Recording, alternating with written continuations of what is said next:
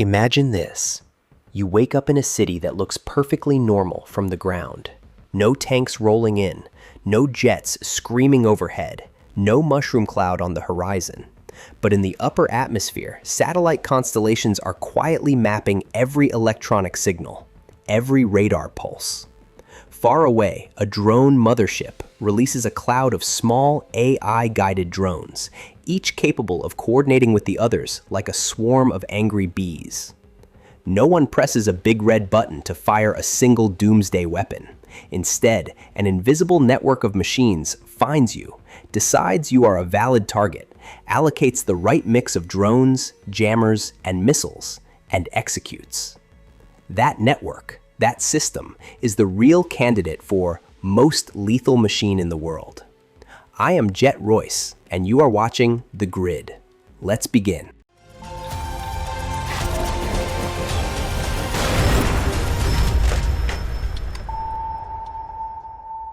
For most people, most lethal machine means something like the Tsar Bomba, a B-2 bomber, or an Ohio-class SSBN packed with nuclear missiles. But modern war planners are quietly shifting to a different idea. The most powerful machine is not a platform, it's an architecture. DARPA's Mosaic warfare concept explicitly says, stop thinking in terms of a few exquisite multi-mission platforms. Start thinking in terms of many small, networked, composable systems that act like tiles in a mosaic. Lose one tile, the picture still stands. Lose one drone, the swarm adapts and keeps killing. In this design, sensors, shooters, jammers, and command systems are all separate tiles that can be plugged together in different ways for each mission, at machine speed. The result is a warfighting machine that is fluid, reconfigurable, and extremely hard to kill, because there is no single head to cut off. Traditional militaries talk about a kill chain: find, fix, track, target, engage, assess. In a mosaic or kill web approach, each step of that chain can be handled by a different node somewhere in the network. One satellite or high-altitude UAV does the find with wide area surveillance. Forward radar or SIGINT posts handle fix and track. AI decision aids fuse that data and pass targeting solutions to the most suitable shooter, which might be a swarm of loitering munitions or a hypersonic missile. DARPA's own description emphasizes kill webs, not kill chains. Flexible, distributed nodes that can be mixed and matched like Lego pieces, guided by AI-enhanced networks rather than pre-planned, rigid task forces. The US vision explicitly aims for decision-centric warfare, overloading the enemy's decision-making while simplifying choices for your own commanders. When you weaponize that idea with autonomy and swarming, you don't get a better jet. You get a thinking machine made of thousands of smaller machines. Swarms, the teeth of the machine. Lethal Autonomous Weapon Systems, LAWS, are defined as weapons that, once activated, can select and engage targets without further human intervention. Within that category, swarming munitions, dozens or hundreds of small drones acting as one, are viewed as especially promising and especially dangerous. Academic work on laws notes that swarms are designed to outsmart and saturate defenses. Even if many drones are shot down, a few leakers get through and kill the target. Those non-leakers then remain as explosive remnants of war, posing a long-term hazard, especially to civilians and children, because the drones can resemble toys. Research on AI-augmented swarm systems argues that combining autonomy with mass, coordination, and speed can transform deterrence and escalation dynamics between nuclear powers. The risk is that unreliable, unverified AI behavior in high-pressure crises might push states into use them or lose them decisions, driving rapid, catastrophic escalation. In simple terms, a swarm is not just more firepower, It's a psychological and strategic time bomb inside the decision-making of nuclear-armed states. We already have real examples of this global kill machine coming to life. In May 2021, Israel used an AI-guided drone swarm against Hamas targets in Gaza, one of the first publicly acknowledged operational uses of an AI-coordinated swarm. Reports indicate the Israel Defense Forces conducted more than 30 sorties using flocks of drones that cooperated to detect rocket launch sites and strike them, flying as a single integrated network under one human operator. The swarm could continue operating even after losing individual drones, demonstrating the resilience that Mosaic thinking promises.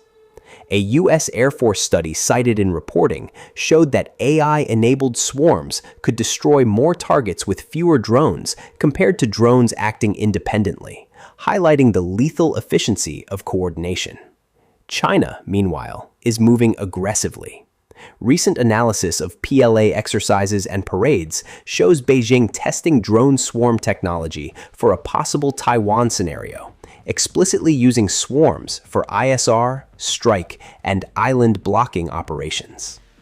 Chinese state firm CETC has already tested launchers that can deploy 48 fixed-wing drones at once, followed by a system capable of launching swarms of up to 200 drones.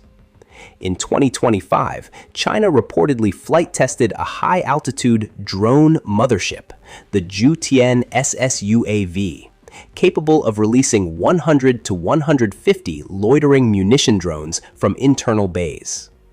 These are not one-off gadgets. They are early tiles in a future Mosaic. Another piece of this lethal machine is manned-unmanned teaming, often branded as the loyal wingman concept.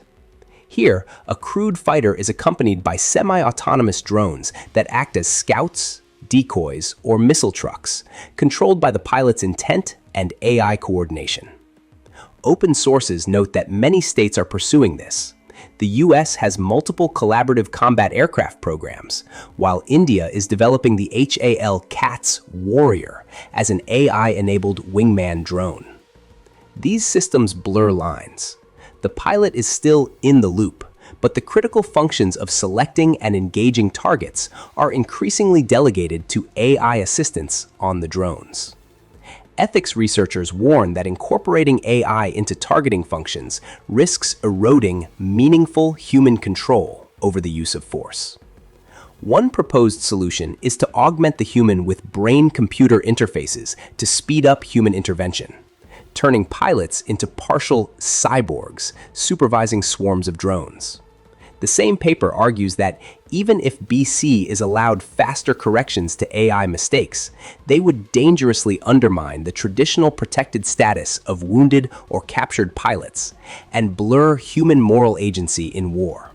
In other words, to keep up with the machine, we might have to turn ourselves into something like a component inside it. Recent theoretical research pushes this idea even further. One study explores a hypothetical drone swarm of 50 fully autonomous drones, each with face detection, self-target locking, and a destructive payload comparable to a high-energy weapon, deployed from a larger platform. The paper examines swarm intelligence, resilience, multi-sensor navigation, and precision targeting, while openly acknowledging that such high-energy payloads remain largely speculative and face major power and thermal challenges. It treats the entire system as a lethal autonomous weapon for academic analysis, including its ethical and legal implications under international humanitarian law. Even if this particular design never becomes practical, the fact that serious researchers are modeling such swarms shows how far the thinking has moved beyond single missiles or bombs. The machine here is not the drone, but the algorithmic collective, the hive mind. Why this beats nukes on the lethal scale. Nuclear weapons are still unmatched in single-strike destructive potential, but if we measure most lethal machine by flexibility, scalability, survivability, and political usability, AI-driven kill webs start to look more dangerous. First, they operate below the nuclear threshold, making them more thinkable and more usable in real conflicts, including limited wars and gray zone operations. Second, they compress decision time. AI-enabled swarms and kill webs can generate so many simultaneous threats that human commanders struggle to respond without delegating more authority to machines. Third, they are globally contagious. China, the US, Israel, and others are all experimenting with combinations of uncrewed systems, AI, and swarming concepts. Analysts already argue that China may be closing the technology gap or even surpassing the US in some swarm areas. Finally, they create a terrifying escalation risk. When opposing kill webs start interacting, spoofing sensors, hacking networks, colliding swarms, no one can fully predict how the machine will behave in crisis. That unpredictability, combined with nuclear backstops in the background, is a recipe for strategic catastrophe. Across the world, loyal wingmen, attritable drones, and AI-driven ISR networks are seen as the way to counter numerically superior adversaries on a tighter budget. The country that treats this as a system of systems problem, data, networks, autonomy, and doctrine, rather than just a shopping list of drones, will be the one that actually controls the machine. There's one final reason this deserves the title, Most Lethal Machine. Legal scholars and ethicists point out that lethal autonomous weapons, especially in swarm or mosaic configurations, create an accountability gap. When a distributed network of sensors, algorithms, and drones makes a lethal mistake, misidentifying a civilian area as a legitimate target, who is responsible? The programmer? The commander? The state? Some proposals suggest tightening meaningful human control. Others suggest banning fully autonomous systems altogether. But the military incentives to push ahead are enormous. As one analysis of LAWS and explosive remnants of war notes, these systems might leave behind not just physical, unexploded drones, but a long-lasting legal and moral mess that no one is ready to clear. So when we talk about the most lethal machine in the world, it's not just about how many people it can kill. It's about how easily it can kill, how fast it can decide, and how completely it can hide the human fingerprints behind those decisions. If you look closely, the scariest part of this story is that the machine is not entirely separate from us. Human pilots with brain-computer interfaces, commanders relying on opaque AI decision aids, engineers training swarms on synthetic data. All of them are becoming neurons inside a global warfighting network.